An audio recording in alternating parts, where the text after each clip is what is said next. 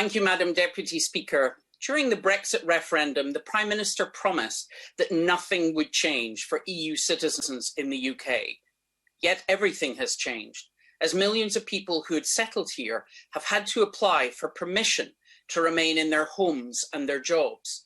Members on the government benches dismiss this as no big deal, but my husband is German, and after spending over 30 years working as a doctor in our NHS, he felt as if the rug had suddenly been pulled from under his feet. The member from Montgomeryshire highlighted the importance of language, and I agree with him. But while our First Minister in Scotland reached out to EU citizens the morning after the referendum, the language in this place described them as bargaining chips and playing cards.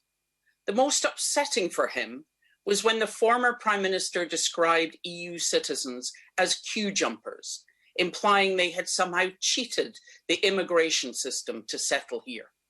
Such language already made EU citizens feel unwelcome, even before Brexit was completed, and contributed to an almost 90% drop in EU nurses coming to the UK.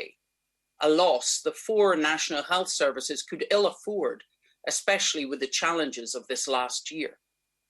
Apart from the emotional upheaval felt by many EU families like mine, there are practical issues with the settled status system. Instead of automatically being granted indefinite leave to remain, as promised by the Prime Minister, it's an application process which can be refused. While EU citizens would still have had to register, there would have been no question of refusal, and vulnerable groups such as the elderly or children in care would not now be in danger of becoming illegal.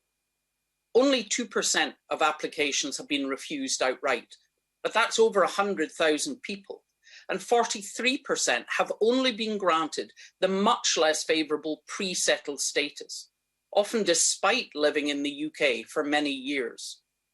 There is a real danger that many with permanent residency assume it means what it says and that they are secure, and don't understand they now need to apply for settled status.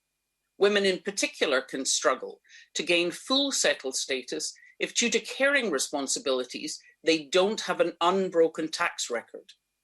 A widespread concern among EU citizens, as we've heard this afternoon, is the lack of physical proof of their status, particularly with the example of Windrush before them. Having to provide an online document creates problems for those with poor digital access, and some landlords and employers are already excluding EU citizens from the opportunity to work or rent a home as they simply can't be bothered with the hassle. Whether a lack of health and social care staff, farm workers, HGV drivers, or academic researchers, the UK will be poorer for the EU citizens who no longer come to live, work, and contribute to our society. This is particularly an issue in Scotland due to our ageing demographics and risk of rural depopulation.